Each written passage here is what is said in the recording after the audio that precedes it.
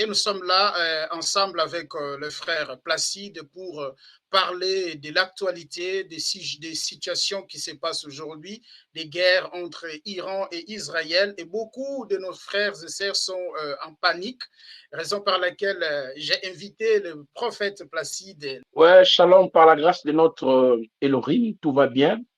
Et par sa miséricorde, il nous garde. J'espère que tu vas bien aussi, cher frère. Oui, ça va, le Seigneur fait grâce. Et suite à ce que je viens de dire, frère Placide, j'ai une question à vous poser.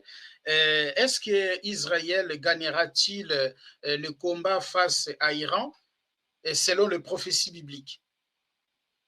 Très Pour bien. essayer Alors, peut-être votre d'éclairer nos question, frères et sœurs. oui, votre question, elle est tellement large.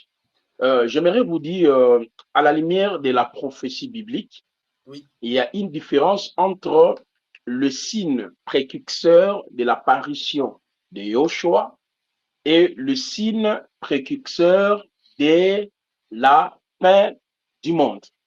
Vous voyez ça?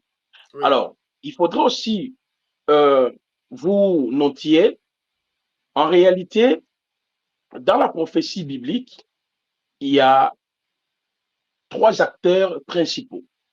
Le premier acteur, c'est l'Église que nous sommes, nous les nations. Parce que dans Romains 9, le verset 4 à 6 nous dit le culte, les promesses, les alliances, les patriarches, l'adoption était pour les enfants d'Israël.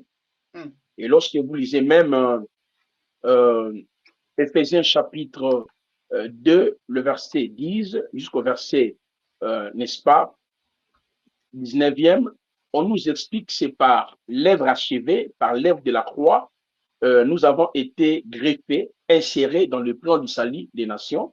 Nous ne hum, sommes plus désormais les enfants de l'extérieur, nous sommes le peuple du dedans. Donc, dans la marche d'Élohim avec Yahweh, il avait commencé avec Israël. Mais pour l'instant, Yahweh marche avec l'Église hum, qui a vu sa naissance à partir de la croix. Elle a aussi une finalité. La finalité, c'est l'enlèvement. Le tribunal de Yoshua, là où les saints seront jugés, pas dans le hum. sens d'être condamnés, afin d'être récompensés. Et après viendra le couronnement.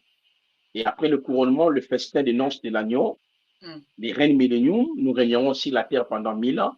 Et enfin, il y aura la félicité éternelle ou l'effectivité de la vie éternelle. Ça, c'est le premier acteur dans les enjeux prophétiques. Prophétique, ok. Le deuxième acteur, c'est Israël. Israël. Au sujet de